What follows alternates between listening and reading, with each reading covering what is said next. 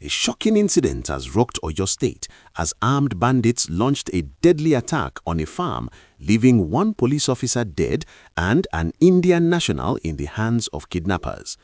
This disturbing event unfolded in the early hours, sending waves of fear through communities in the area and raising serious questions about security in Nigeria's agricultural heartland. According to reports emerging from multiple sources, the bandits stormed the farm with sophisticated weapons, catching security personnel and workers completely off guard. The Indian national, whose identity has been confirmed but is being withheld pending official notifications to family members and diplomatic channels, was working on agricultural operations when the attacker struck. Witnesses describe a terrifying scene as gunfire erupted across the farm, with workers scrambling for safety while the heavily armed criminals executed their plan with precision.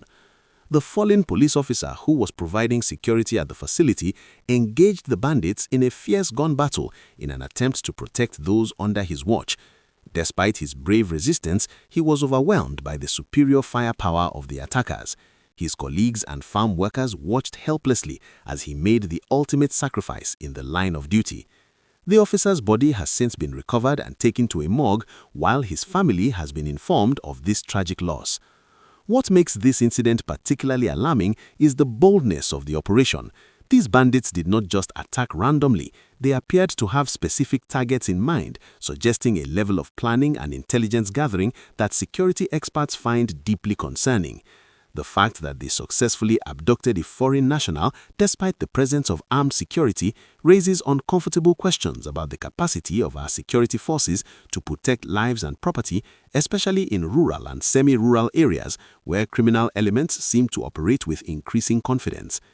The Indian High Commission has been formally notified of the kidnapping, and diplomatic channels are now working alongside Nigerian security agencies to secure the safe release of their citizen.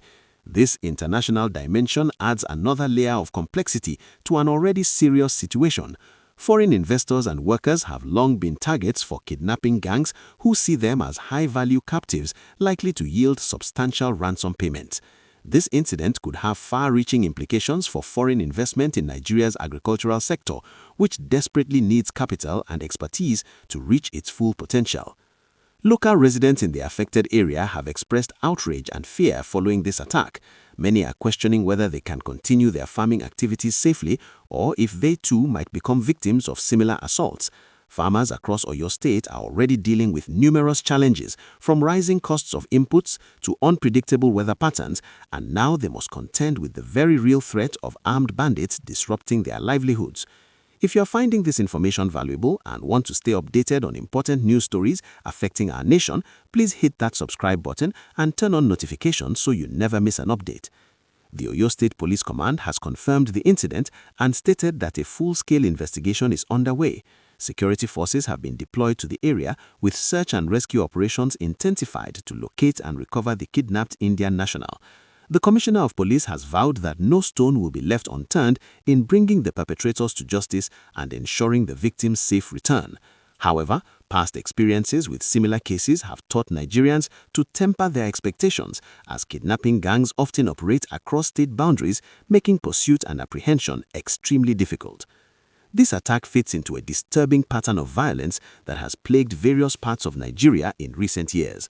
While states in the northwest and north-central regions have borne the brunt of banditry and kidnapping, the spread of such criminality to the southwest, particularly Oyo State, signals a worrying expansion of lawlessness. What began as isolated incidents in remote areas has evolved into a nationwide crisis affecting virtually every region, and the perpetrators seem to adapt faster than security agencies can respond.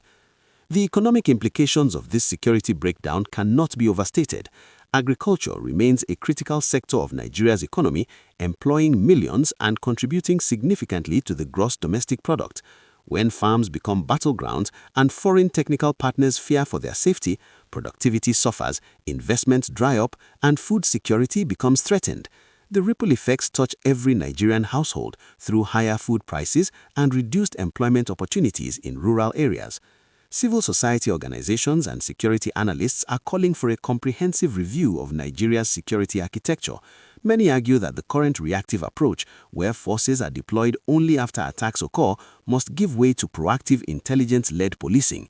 There are also calls for better equipment, training, and welfare for security personnel who are often outgunned and outnumbered by criminal gangs with access to military-grade weapons. The family of the slain police officer deserves not only our condolences but also concrete support from the government and the force he served. Too often, fallen heroes are quickly forgotten once the initial shock subsides, leaving their dependents to struggle without adequate compensation or support structures. This officer paid the ultimate price while defending others, and his sacrifice should be honored in meaningful ways but extend beyond mere words. As this situation continues to develop, Nigerians across the country are watching closely to see how authorities will respond. Will this be another statistic in the growing list of security failures, or will it serve as a catalyst for genuine reform?